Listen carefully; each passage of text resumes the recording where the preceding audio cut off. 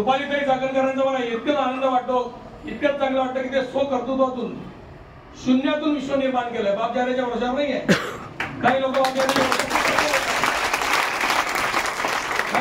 जाण्याच्या वर्षावर बोलतात. कोण बोलतो? इथले मुक्ताईनगरवालेच बोलतात. त्यांना जास्त बोलायची आवड आहे. त्यांना वजन घ्यायचं तुमच्याकडून.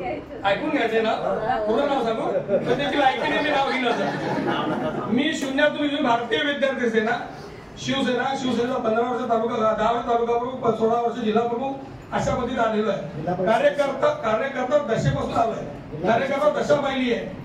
झेंडे लावले, बॅनर लावले, यांचे लाठ्या काठ्या खाल्ल्या आंदोलनासाठी पोलिसांच्या. असा माणूस मी आहे. त्याच्यामुळे माझा बापदादा काही खूप मोठा होता. आता सुनेला सेट केलं, सुनेला मंत्री केलं ब्लॅकमेल करून. आता मुलीला आमदार करायचं आहे. हे तुम्हाला अपेक्षित आहे का? नाही. तुम्हाला काय अपेक्षित आहे? तुम्ही जसं ह्या मुली माझ्या प्राध्यापक मुली आहे, इथेच शिकल्या आणि इथेच शिकवताय आणि एक चांगलं शिक्षण देत आहे. हे अपेक्षित आहे की या कॉलेजच्या IT पाटलांची मुलगी अपेक्षित आहे? वशिला अपेक्षित आहे तुम्हाला की कर्तृत्व अपेक्षित आहे? मग हे कर्तृत्व जे आहे ते तुमच्या माझ्यासाठी आहे. कधी कधी माणसाच्या मनामध्ये अतिशय निराशा येते की इतकं करून फक्त जर बापचा मोठा असेल तर मग आम्ही खऱ्या अर्थाने आम्ही कम नशिबाने आमच्या बापदादा मोठ्यांमध्ये पोलीस होते. माझे वडील तर ब्रिटिशकडे पोलीस होते. 1989 मध्ये ते रिटायर झाले.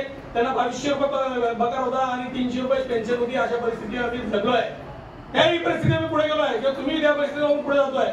शेवटी आपल्या स्वतःचं कर्तृत्व करायचं असेल तर तशा पद्धतीची आपल्यासोबत बाजू लागते. ती बाजू आमच्या रुपालीताईने घेतली. नुसतं मुंबईपर्यंत जमलं नाही. त्या पूर्ण महाराष्ट्र बाहेर बांधल्या घालता. जे उमेश भाऊने सांगितलं की फक्त इन्सिडेंट झाला की आतापर्यंत आयोग जात होता, नुसतं ते लावाजमा घेऊन जात होता, नुसतं फोटो सेशन होत होते, कारवाई शून्य होत होती. यांच्या माध्यमातून कारवाई पण होते, दोषांवर कठोर कारवाई पण होते, कायदे पण चांगले बनवले गेले. महिला भगिनी टार्गेट ठेवले जाते. महिला भगिनीच्या विकासासाठी, तिला रोजगारासाठी, स्वयंरोजगारासाठी, शिक्षणासाठी कशा पद्धतीत ताकद दिली पाहिजे तो सगळं करण्याचा प्रयत्न रुपालीताई मागच्या माध्यमातून, सरकारच्या माध्यमातून होतोय.